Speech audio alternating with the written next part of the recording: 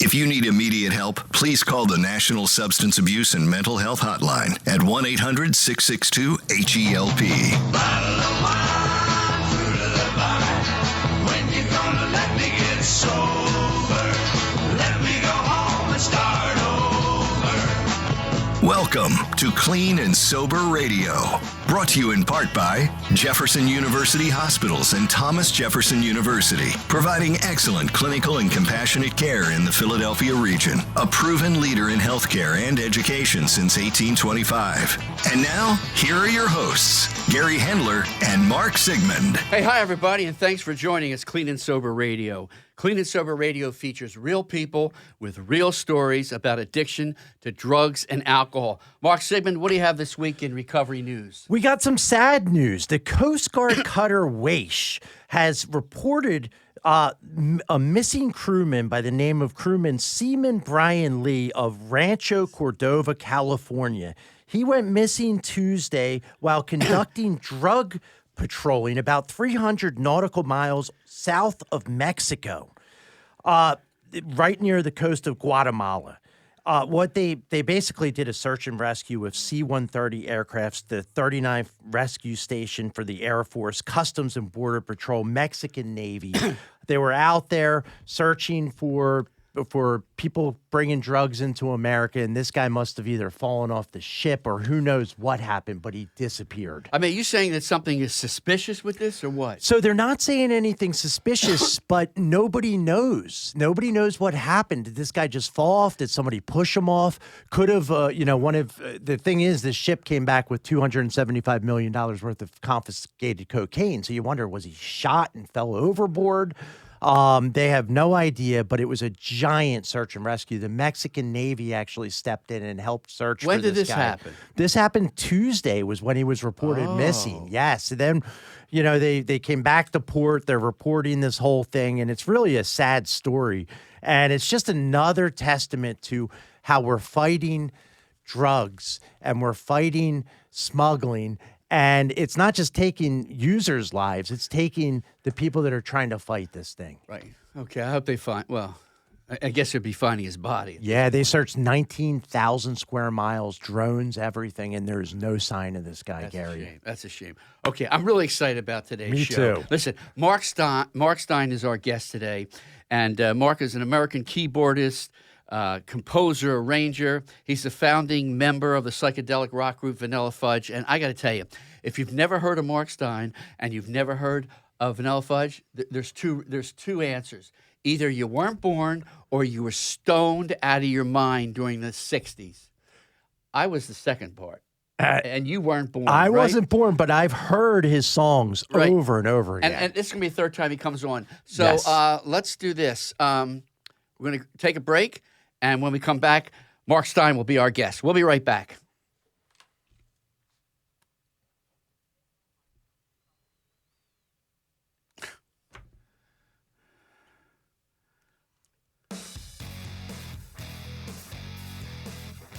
This is Clean and Sober Radio.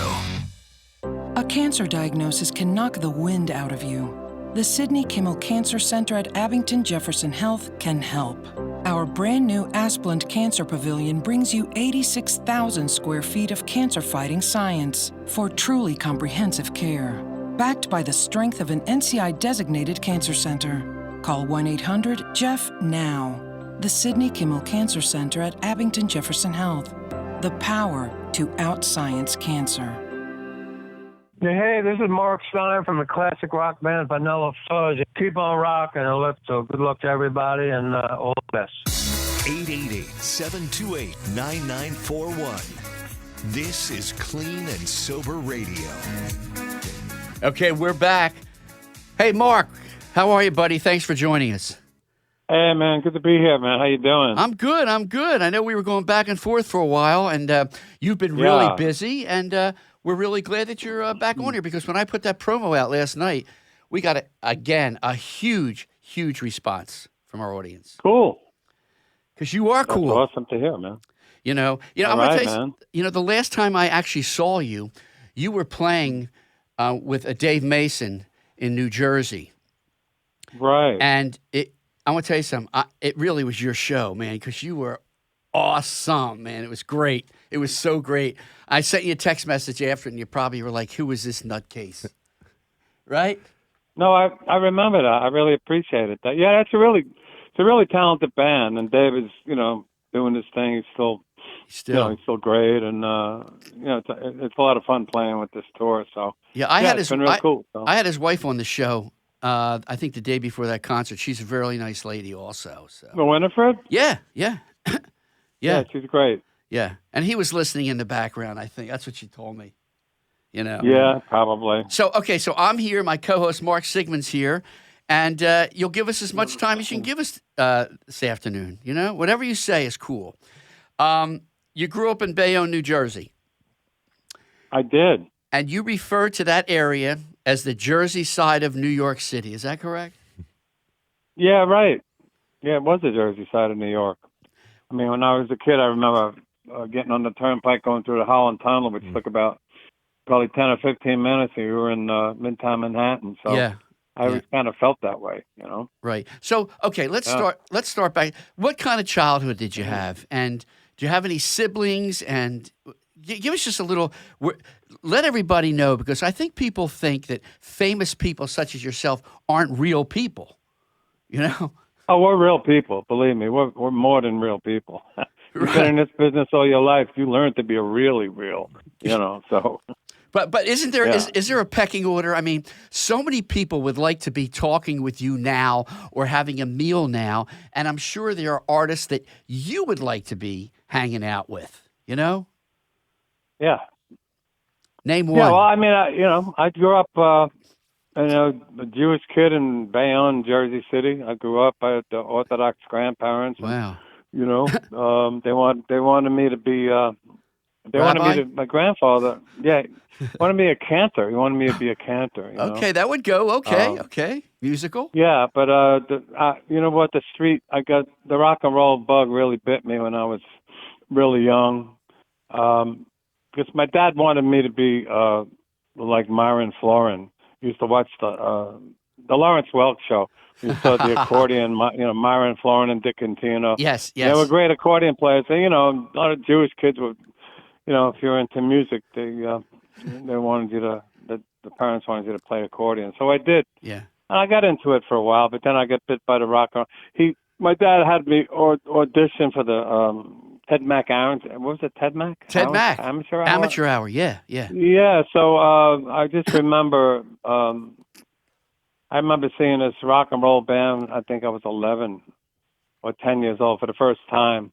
And it blew my mind. It was like guys in red plaid suits with, sunglasses on and slick back Brill cream pompadour hair. And I think they're playing like Night Train and all this rock music with the sax. Just the whole thing just really caught me. You remember Joe I got Bennett the and the bug right Sparkle there Tones? with rock and roll.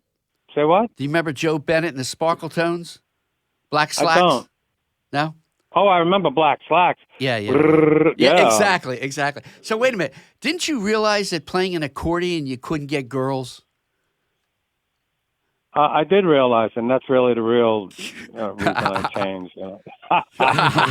No, but seriously, I actually started taking up the guitar at that time. I started. My friend of mine had a guitar that lived down the block, and I started getting into Buddy Holly and the Big Bopper, and all when the music died. It died that day. But I was into all that rockabilly stuff. So. Were you in a concert hall or something, and you saw an old organ, and you jumped on it? Well, what happened was I had a band in high school called Dynamics, and we were playing. That's funny. Yeah, we were playing at a party at Yale University, and at the time I was playing rhythm guitar, and there was like an old electric organ over to the side of the stage, and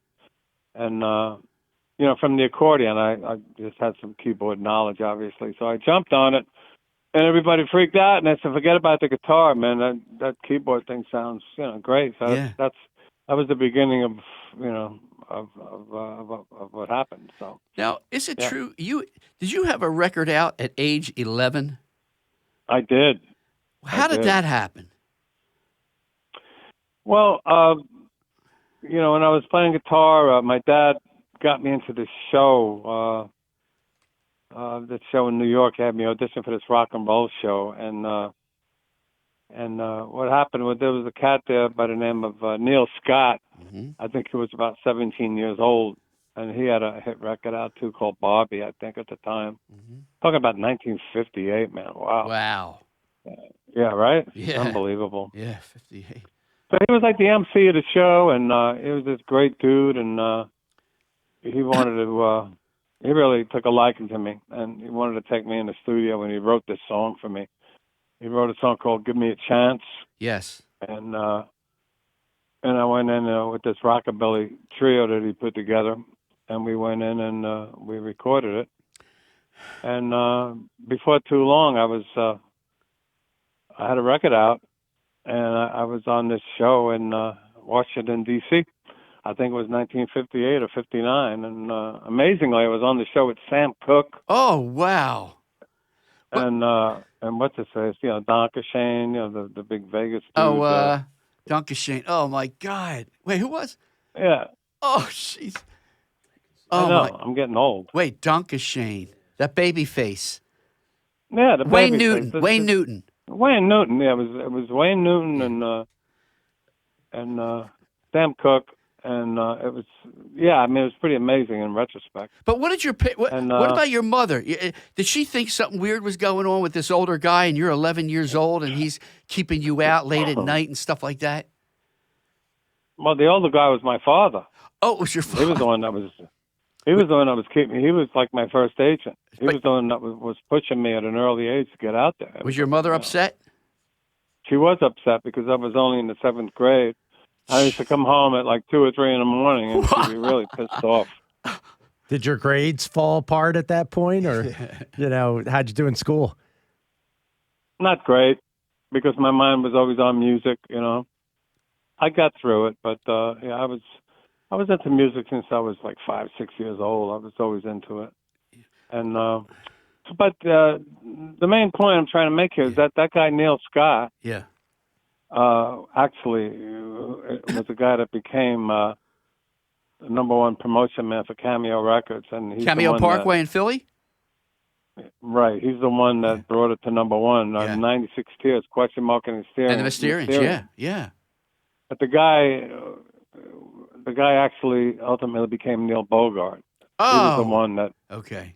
That was Neil Scott became Neil Bogart, the biggest independent, CEO star. And he launched Donna Summer. He started her career and Kiss and YMCA dudes. Yeah. Right. Yeah. That was him on Casablanca Records. So he was a big deal in LA. Yeah. Wow. So a lot of history there. So the origin of the name Vanilla Fudge, as I read about, there was a woman named Dee Dee who worked at Page 2 on Long Island. Her grandfather nicknamed her Vanilla Fudge. Yeah, it was really ironic. Well, what did you start calling her, Vanilla Fudge? Well, we were the Pigeons before Vanilla Fudge. Okay. And yes. that name was given to us by a cat named Jeff Barry, who was a really successful songwriter and producer, and he wrote a lot of the late '50s girl groups hits, and he got together with us by chance once and wanted us to. He wanted to handle us. Yeah. So anyway, he got together with us a few times, and it didn't work out. But anyway, to fast forward, when the Pigeons started to change their style from a top 40 group to a band that started creating reimagined versions of other people's songs with a thing we called symphonic rock. Mm-hmm. Shadow Martin took us into the studio after he came to our rehearsal and flipped out, and we recorded "You Keep Me Hanging On" in one take in mono. One take. One take. That's one take, man. That's how tight that band was, and still is actually. So, and that song was recorded a year after the Supremes had a hit with it in '66. I believe so. Yeah. So when Ahmet Ertegun in Atlantic heard it, he flipped out and wanted to sign us right away. But he said, you got to get a stronger name than the Pigeons, And we agreed, and we were rehearsing at our manager's club, the Action House, out in Long Island. Yeah. And like you were mentioning, this girl, her name was Dee Dee. I don't remember, but she was from a band. And she said she knew we were looking for a new name, and she did say, "Why don't you call yourselves Vanilla Fudge?" Because my grandfather used to call me, like I say, he used to so much ice cream, you know. But there's something about the sound of it really rang Vanilla true Fudge. to us, so Yeah. we liked it. But Ahmed Erdogan didn't like the name at all. He said it's never going to fly. But we really liked it, and it stuck. And then once we became popular, you know, it made a lot of sense because Vanilla Fudge was white dudes playing Soul black music. Yeah. with a psychedelic twist. So that was that's the legend behind it. But And you're really a lot of your music is soulful. You know, the stuff you took off the Supremes, and it's like it's rock, but it has soul incorporated in it. And I'm just wondering, when you were growing up, were you more attracted to black artists than the white artists? Yeah, when I was a big Aretha Franklin fan, and you know, all the Stack stuff, Sam and Dave, and the Impressions, and we all were. We loved, you know, R&B. Yeah. You know, and we loved the British invasion. We loved the Beatles. We loved. Well, I did. You know, loved Dave Clark 5 and all that stuff, and the Beatles, and you know, and British the Animals. Yeah, British invasion stuff. Yeah, we used to listen to that all the time. So okay, so So who didn't? You know. yeah, I know. Look, my favorite artist as a little boy was James Brown, and still is. I mean, to me, there's nothing like that. You know, Yeah. nothing. All right, so you make this. How old were you when you made when you put down the "You Keep Me Hanging On"? I think I was 19. 19 with a major hit record. Well, I was 20, but I was old by the time it happened. I was 20. Oh, you were. Oh, yeah, you were 20. Yeah. So like, I remember we had Dion on here, and I said to him, "Tell me what the most exciting thing of your whole career was," and he said, "In my convertible, listening on the radio, and my song came on." And you had a similar man. experience, didn't you? Yeah, I mean that's for you know for an artist. I mean it's you know it's an incredible feeling. Yeah, I mean I remember when Keep Me Hanging On, the edited version came on the radio. It started you know blasting all over the place on WMCA and WABC. You know all the major stations out there, and it was really cool. I remember riding down the block and had the window open. You'd see other people had the radio on and heard me and the Fudge on the radio, and I'd be screaming out the window, "That's me! That's my band!" They'd look at me like I was insane. Wait! Weren't you going over the Verrazano Bridge and these girls were in the car next to you? And, I was, and you said, "That's me," and they were looking at you like you were full of it, man. You know? That's right. That's a true story. Yeah, I used to do that all the time. It's crazy, right? Yeah, it's crazy. Hey, it's pretty wild. If you're just joining us, we're talking to Mark Stein from Vanilla Fudge. If you want to give him a call, and talk to him, it's a great opportunity. 1-888-728-9941. That's 1-888-728-9941, man. But I just can't imagine what it would feel like to have a record out and you're driving in the car. It's summer. The windows are down. The top's down. These girls are next to you. And they're going on it, and you're going, "Yeah, that's me," and they're going, "Yeah, yeah, right." They're going like this. They're going like this. I would play it like funny. 1,000 times. Huh? I would play it like 1,000 times. Absolutely. Like every time I passed a bunch of girls, I would play the tape. Hey, listen, we could do that now, Mark. Well, they would know. We're yeah, not well, Mark I mean, Stein. back in those days, man, we were like, the Fudge was like the darling of underground radio, like, you know, WNEW and New York, Scott Muni and Allison Steele, and you know, all the major underground stations in New York, San Francisco, LA, Chicago. I mean, they used to play the whole side of the first Vanilla Fudge album, like nonstop, all the way through it, at any intermissions. It was pretty wild. Really, in those days, you just couldn't believe that was happening, but it happened. You also covered some other major acts. You did Junior Walker and the All-Stars, Shotgun. Yeah, we did Shotgun. We actually did that on the Ed Sullivan show. Yeah, I know. I actually watched it today. You know that? Really? Yeah, I did. I try to be prepared. You know, it doesn't sound like I'm prepared, but I try to be. You know? Yeah. You got to get prepared. You really have to, you know, like seriously what you're doing. You know? Yeah, yeah. I can't. It's like when you do you can't just like space out when you're doing a show and just like We just did a couple of shows. We just played in Boca Raton. Oh, did Oh, you? that's awesome. We did two nights in Boca. Yeah, and it was great because we hadn't played in a while, and it was sold out for 2 nights and pretty nuts. Yeah. Well, you're going to be around here, Pretty cool. around Philly, on the 26th of February in Sellersville, aren't you? Yeah, we're gonna do the Sellersville Theater. I can't wait. I love that venue, man. All right, well, I'm coming to that. It's gonna be good. I'll get to meet you backstage, or what? How do we do this? Yeah, absolutely. Just, I'll call you. I'll call you a couple of days beforehand. Yeah, please do that. Yeah, absolutely, absolutely. So, okay. Let's see. So you're just a little history on your record. You Keep Me Hanging On. It was your first single. It was recorded on Atco Records. It was released June of 1967. That's true. The single, the 45 song, was 2 minutes and 59 seconds. So you got it under 3 minutes. That was good. And the LP was 7 minutes and 26 seconds. And you were number 6 on Billboard's Hot 100 in 1967. No, the album was. I mean, the album. Yeah, that's what I actually, yes, the album, right.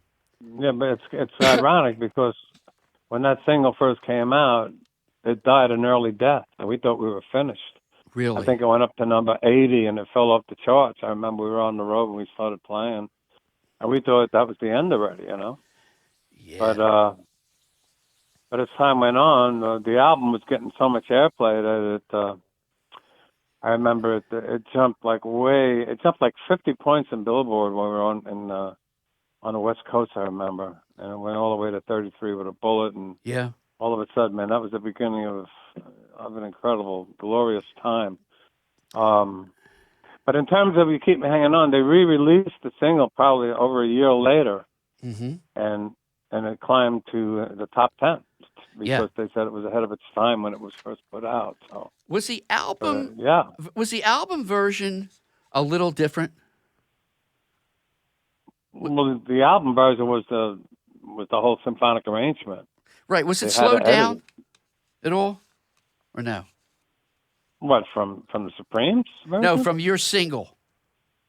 No, it wasn't slowed down. It was just edited. It just edited. Okay. Yeah, it was just edited. I think Arif Martin, who was the brilliant producer and studio dude for Atlantic, he did the editing on that. Did a really cool job. Where was that recorded? Together. Yeah. Where'd you do that? The single. We did. Well, the album. The album track, like I told you, the one take album track was done in New York City at a studio called Mirror Sound. Midtown Manhattan. Yeah. And what did Atco pay for the session and everything? Is that how it worked? No, we went in and just recorded it, and it was after they heard it that they signed the band. Yeah, I guess. Shadow Morton took us into the studio and took the track over to Atlantic, like I mentioned, and I'm freaked out, and then they signed the band. Yeah. You never met Diana Ross, did you? I never met Diana Ross. Nope. Yeah, I would think she would have called you to thank you for making her money. Yeah. So who are the other Supremes? Can you mention the other 2 Supremes? Yeah. Mary Wilson. Right. You became friendly with her, didn't you? I became real friendly with her. Yeah, I met her at the American Music Awards in the 80s, and we were talking, and we were talking about, the way we did that song and all, and it was pretty cool. And at the time, I said, "What are you doing?" She said, "I'm not doing anything right now. I'm trying to get back into the business, Yeah. And it was really weird. And then before you knew it, I remember she had the Mary Wilson show, and she was on the road and doing great. I always loved Mary Wilson. She was so cool. Was the third Supreme? Was it Florence Ballard or something? Yeah. Florence Ballard, right? Everybody in the studio is looking at me like, "How'd you pull that out of your head?" Yeah, you did a good job. Yeah. Thank you very much. And I'm not reading it. I'm not reading you, Mark. Okay. All right. Listen, Mark, stay put. We have to take a break, And hang with us, and we'll be right back with Mark Stein from Vanilla Fudge. This is Clean and Radio. A cancer diagnosis can knock the wind out of you. The Sidney Kimmel Cancer Center at Abington Jefferson Health can help. Our brand new Asplund Cancer Pavilion brings you 86,000 square feet of cancer-fighting science for truly comprehensive care. Backed by the strength of an NCI-designated cancer center. Call 1-800-JEFF now. The Sidney Kimmel Cancer Center at Abington Jefferson Health. The power to out-science cancer. Hi, this is Judy Collins, and I listen to Clean and Sober Radio. 888-728-9941. This is Clean and Sober Radio.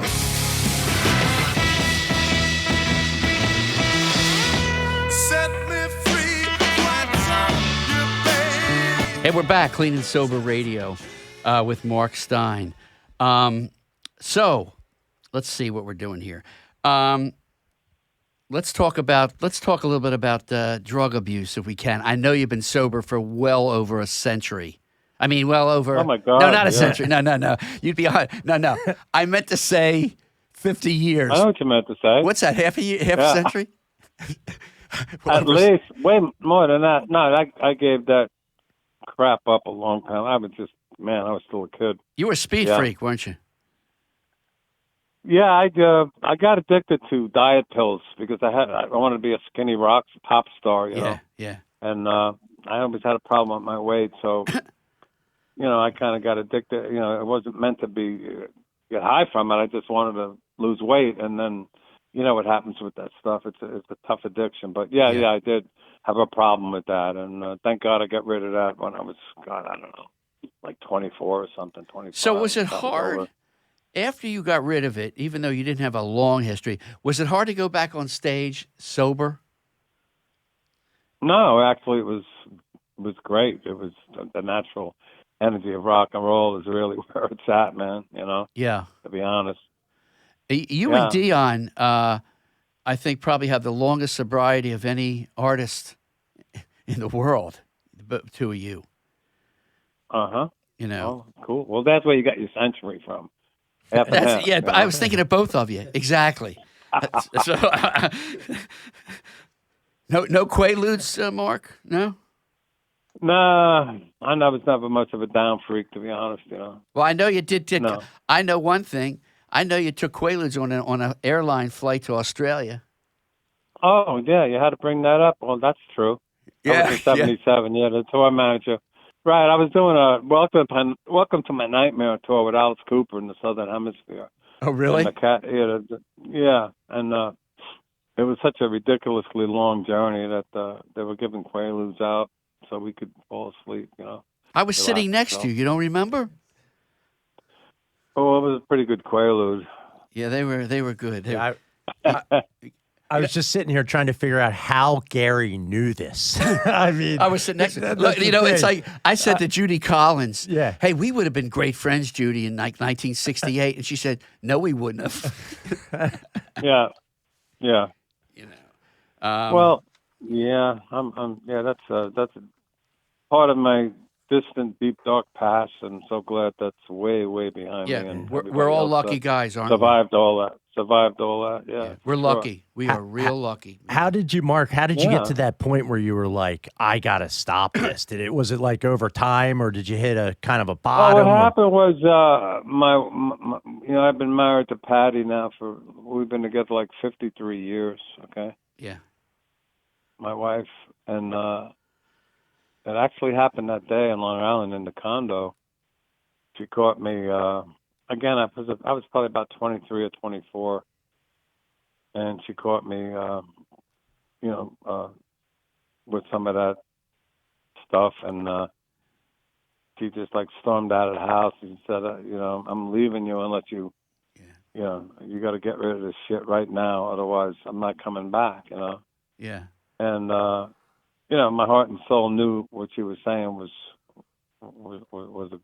all good. And that was the day that I just stopped right then and there, because of her influence. So she really had a lot to do with saving me. A lot of times you hear that about either girlfriends or newly, married wives, and who give an ultimatum, saying, "I'm not living like this, man. You got to stop it." Well, that's what happened. Yeah. That's a true story. Yeah. And, well, you know what, man? It really wasn't that difficult because I just hated myself. Mm-hmm. I hated myself for being addicted to that stuff because it made me an animal. When you start coming down from that stuff. Yeah. Anybody that's been involved in any of that knows exactly what I'm talking about. Yeah. It just makes you just makes you a terrible person. Do you think the music business had something to do with it? Getting hooked? Well, everybody was doing drugs, man. In the late '60s, it was a breeding ground for adventure. Yeah. Everybody was, I don't think many people were straight in those days. So, Not the people we hung around with. Yeah, it was just pot and speed and acid, and that was pretty much what was going on in those days. But Mark, do you know there were people who weren't using drugs and alcohol like we were? I always thought everybody did, but not true. Yeah. Well, they were the smart ones, And boring. And we were the lucky ones. Yeah, but they were boring. Yeah. Yeah, well, I guess, to us at the time, they probably were boring. Yeah, exactly. So, So let's see. So you were inducted into the Long Island Music Hall of Fame in October '06 with Billy Joel and Joan Jett. The Rascals, Felix Calveri with the Rascals. Felix. Yeah. Why was Joan Jett inducted into the Long Island Music Hall of Fame? Oh, I don't know. That's a good question. Because she is from my neighborhood outside of Philadelphia. Well, I don't know. I think a lot of a breeding grounds probably was in Long Island. I was assuming. Probably. I really don't know. Probably. I really don't know. But let me just make this little announcement. So people, Mark, people are either listening to us on the radio or all sorts of devices, or they're actually watching us. We are streaming live right now on Facebook. And so people are watching us do the show. And we like to mention some of these people who are watching. Kathy Wolf Collin is watching. Tomlin Upchurch is watching. Debbie Reynolds. Stephen Sussman is watching. Debbie Reynolds? Yeah, Debbie Reynolds. Yeah. Probably not the one we're thinking of, right? Oh, it's not? Okay. Yeah. Maybe it's her daughter. Yeah, we also have a lady named, I think, Linda Lennon, who claims she's John Lennon's sister, but whatever. Stephen Sussman from West Palm Beach, Florida. Kathy Wolf Cohen is from Coral Springs, Florida, celebrating 20 years of sobriety today. Amazing. Awesome.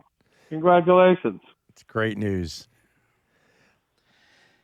C. Ruger is watching. Let's see. Linda Harris, Monica Larson, Eddie Kilgore, Eddie K. Oh, Kathy Lennon. That's who it is. Kathy Lennon is watching us right now. I wish I knew she had a British accent. I don't know. Kevin Heyer. Let's see. Keith Hornug. Matthew Wise. Let's see. Linda Harris says, I think for those in early recovery, the best secret is to keep active in meetings and events. This really opened my eyes to get clean and sober. Anyway, there's a lot more people. I can't get to everybody right now. Anyway, so there's a lot of people watching. Listen, audience, here's your chance. 1-888-728-9941. Don't be a chicken. Call into the show right now. And, Mark, I have a question for you. I was curious about this. It's so how did the band become psychedelic? Yeah, I always understood, and again, I was born in '75, so I missed this whole thing, which I wish I didn't miss. Mark, my Mark can't even name all the Beatles. Okay, there you go. Well, and Mark, by the way, we have a lot in common. I'm not a music star, but we do have the same birthday, March 11th. So we're both cool. We're both Pisces. But my question, man, we got one coming up pretty soon. Yes, we do. My question is how did you guys go in the psychedelic direction? I always think of San Francisco, the 60s, the Grateful Dead, Janis Joplin. How did it make its way out to you guys, the psychedelic influence in your music? Well, we were one of a group of bands on Long Island that were reimagining other people's songs, you know. I always talk about this. Actually, I did Cousin Brucey's show a few weeks ago, and he asked me the same question. There was a band called The Vagrants, you know, in the late 60s in Long Island. That was the first band that I ever saw taking songs, you know, like If I Was a Carpenter and Exodus and even Satisfaction, all the time, never slowing them down and putting all this drama and dynamics into it. And it just totally blew my mind, you know, when I was a teenager. And when I saw that approach to music, that just lit a fire in my soul. That's what I want to do. I want to do that, man. It's like incredible. So that's how it all started, and just started coming up with these reimagined approaches to all the songs that were ultimately on our first album, like Sonny and Cher's Bang Bang and the Beatles, you know, Eleanor Rigby and, you know, all these slowed down symphonic versions we did. It was the critics that called us psychedelic. We had nothing to do with that. We branded ourselves as psychedelic rock. Symphonic rock, and it was the critics after we became popular that called us symphonic psychedelic rock. So okay, that was a prevalent term in the late 60s. So there you go. Mark, what artists that you have can you think of that you would have loved to have played with that you didn't? Oh, yeah, I played with a lot of people. I don't know. It's a good question. Did you ever meet the Beatles?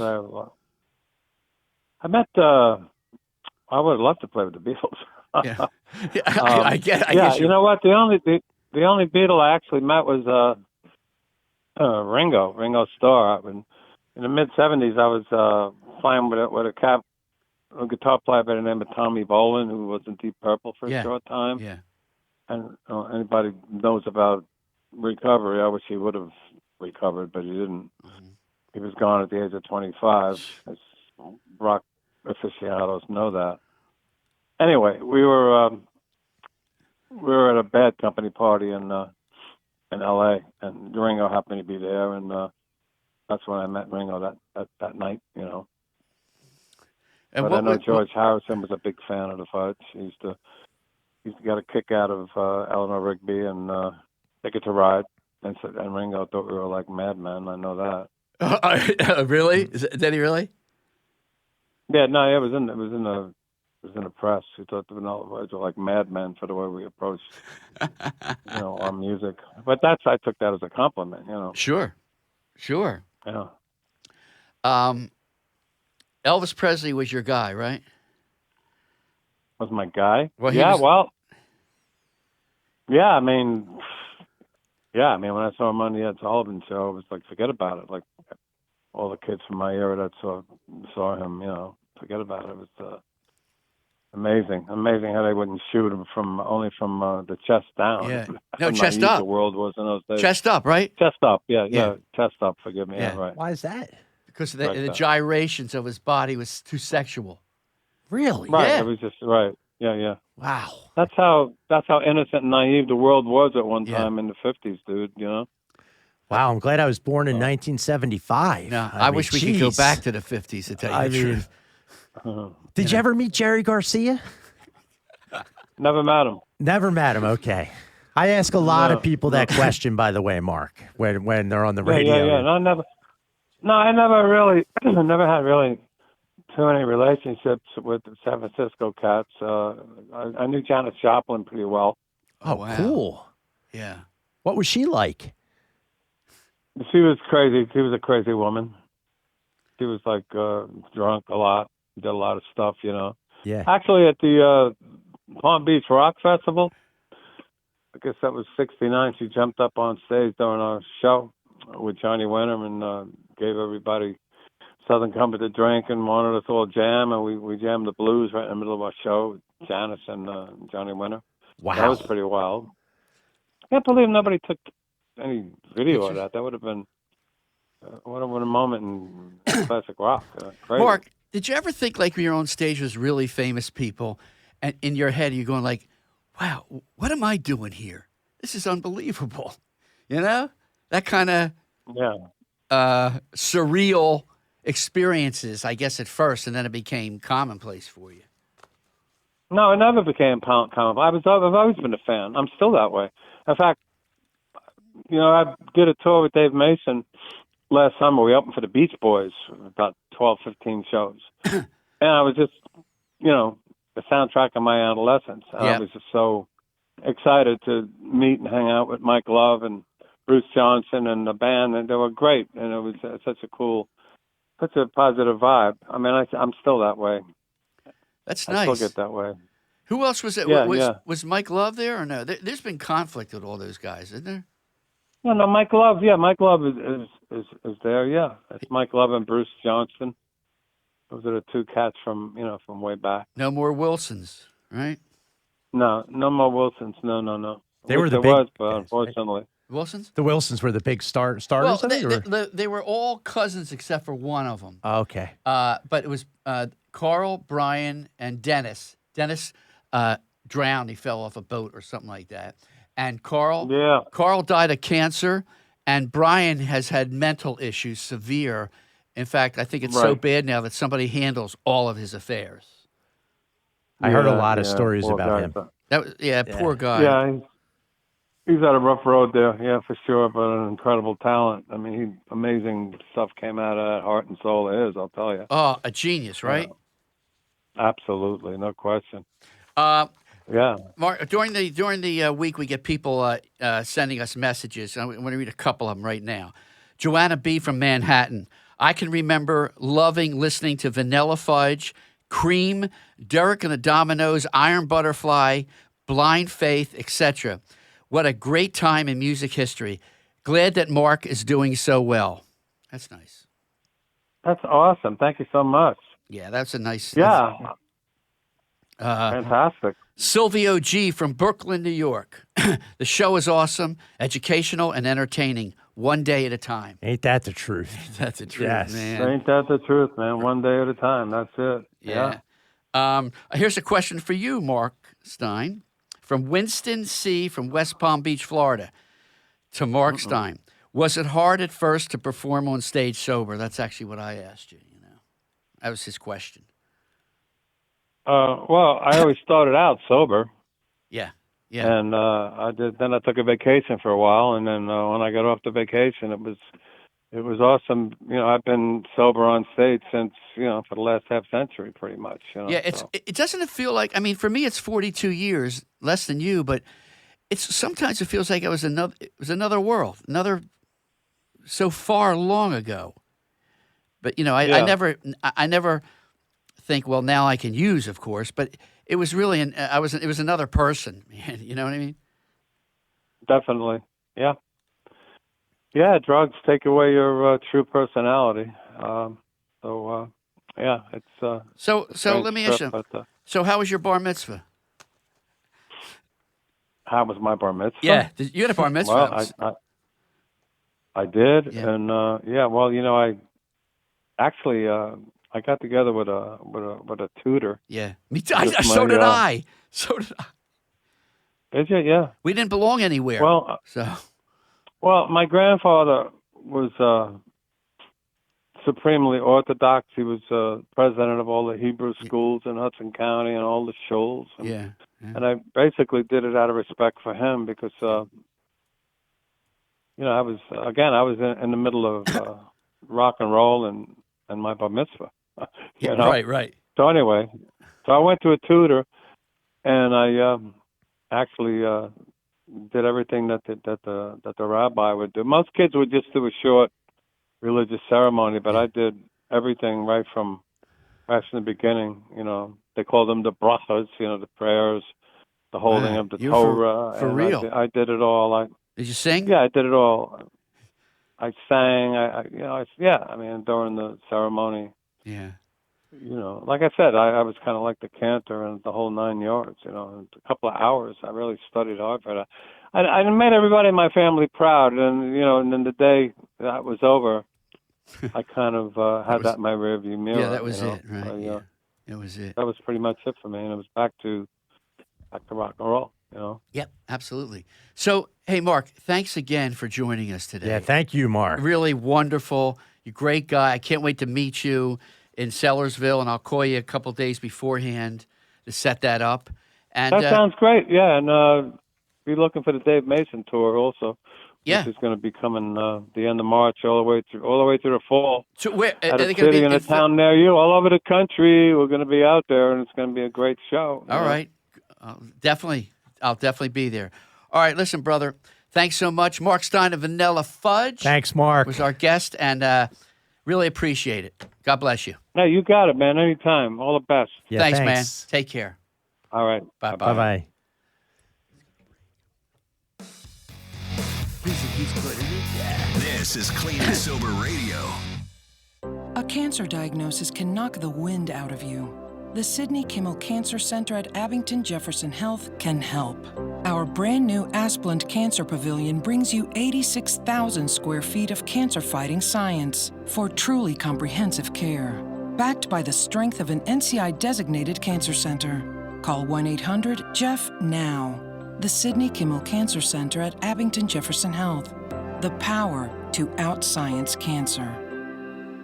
What's happening? Brandon Novak here from Those Movies Jacks, or author of that addiction memoir, Dream Seller. Do me a favor and tune into Clean and Sober Radio with Gary Hendler.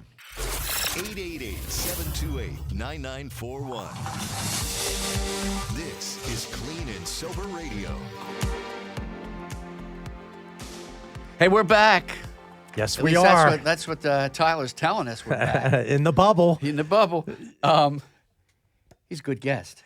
He really is. And, I found it so interesting, just his whole story of, being on the East Coast and this whole style of music that he was running with. It really wasn't very prevalent out here, right? It was mostly. No, it was. I'm going to tell you something. That kind of music, his action music, Yeah. was the stuff you got stoned on. With the black, that was the black lights, the strobe lights. It was acid. It was magic mushrooms. It was that stuff. It was euphoric recall right there, right? Oh, yeah. I mean. Yeah, my fingers are getting numb. Oh, right now. no. I'm having a flashback. A flashback. Yeah. So he, it was actually a cover band. Really? They covered so many songs. Oh, yeah. Then just got famous that way, I guess, Yeah. huh? Yeah. Got famous that I mean, he's way. an incredible musician. Really incredible. Yeah, and he plays multiple instruments, right? Yeah. You were asking about the accordion. I didn't get that. What was? Well, his father gave him an accordion when he was a little boy. Okay, yeah. Imagine playing an accordion. And then I guess, and then he went to guitar. Mm-hmm. And then he saw this, as you know, this Hammond B3 organ or whatever. And he picked it up, and then he started. That was his thing, man. So that was his main thing, was the organ. Oh, yeah. Oh, Gotcha. Yeah. Yes. I don't want to miss some people that we were watching this today. And it was interesting that, speed was such a big thing back then. Diet pills. And didn't a lot of wives and stuff that were staying at home, they would take these. Now, they were basically just amphetamines, right? I mean, they were just taking amphetamines. There were words Black Beauties, Yeah. biphetamine 20s. I used to like the speed with the Quaaludes, up and down. Yeah, I got you. I got Did you. you feel it? Well, I've never done Quaaludes. So again, they were gone by the time I was of age, which is probably a good thing, Gary. But And Brad's here watching us and going, yeah, what are they talking? How nuts can you be? I mean, he was talking about too, kind of that bottom of coming off speed. And, I've had clients, they talk about coming off meth, for instance, and they talk about being in a dark cave and sleeping for sometimes 2 days, when they're coming down from meth and things. And I think that's kind of what he was alluding to when he was saying he felt like a monster when he was coming down. That's what he was alluding to. Yes. Right? I get the joke, Gary. I get the joke. Yes. Hey, listen, Ted Klotz is watching us right now. What's the word for addicts needing treatment? Did Trump shut those programs down? Okay, let's not go there. Yes, and I have not heard of programs Unfortunately. shutting down. Judge Maddox is under the weather today, but I'm glad to be listening. From A lot Drexel going Hill. around. Hey, our old buddy Fred Martin is watching. Yo, Fred, how are you? Carlos Ricardo. Haven't heard from Carlos in a while. Fred, I hope you feel better, man. Yeah. Yeah, it was a good interview. I mean, it was a good interview. It's just really, really. How about when he was talking about Janis Joplin? About Janis Joplin coming up on stage. And for people that aren't, pretty much everybody's familiar with Janis Joplin, but what a legend blues singer. And Mark, who did you ask him if he ever met? I can't remember. Jerry Garcia. Which we started cracking up. I know when you did. And I think at one point for listeners, I was told not to ask that question anymore because every certain person that came on, I was asking them that. Just for Mark was asking people who had nothing to do with the music business. At one point, Gary was like, "Can you stop asking that question?" It's adorable. It's endearing. Okay. I mean, I figured because he had psychedelia in his music that he had possibly met Jerry Garcia. What do you remember? What year were you born again, seriously? 1975. Okay.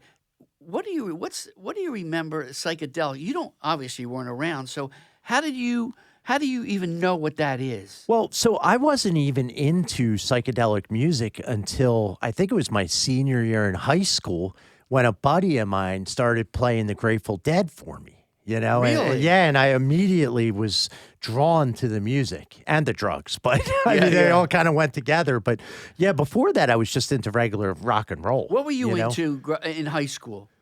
In terms of junior high or high school, what kind of music? I like Tom Petty, U2, even the Smiths. I have 3 older brothers, so my oldest brother, I was kind of influenced by what he listened to because I could never afford the tapes and stuff, and I would just hear what he was playing. The tapes, not the record, not the vinyl, the tapes. The tapes, yes. And then I did the same thing that everybody did, where you remember those services where you could order like 10 tapes. I forget what it's called. Yeah, what was that? Could you remember?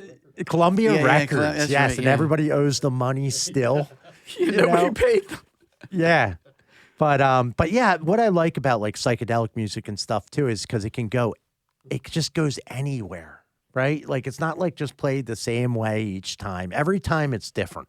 Well, I just couldn't listen to that if I wasn't stoned. You know that? I mean, I get it. Draw. I mean, I still listen to it in recovery, but I don't know if it's as good as it was back. No. I don't know if it was as good as it was, but I'll tell you, I mean, it's an interesting form of music. It's a very interesting form of music. Yeah, it's had its place, and it's had its place. It's and this guy, Mark Stein, was in the thick of it, man. What did he say? Whose show was he on? Did he say Johnny Carson? What show was he on? David Letterman? Johnny Carson? What do you? I don't think I heard him say that. Oh yeah, he was. Really? I can't remember which one he was on. Because I saw it today. I watched it. Really? I just can't remember whose show it was. And that song, Keep Me Hanging On, I have heard that. For the longest time, I didn't know who was singing it, right? But like you hear that all the time still. And he's still out there playing and touring and everything. That one hit, man. One hit. Well, he's had more than that, right? Yeah, that was the big one. That was the big. Yeah, that was the big one. It's like, that song Bye Bye American Pie or, by who did that again?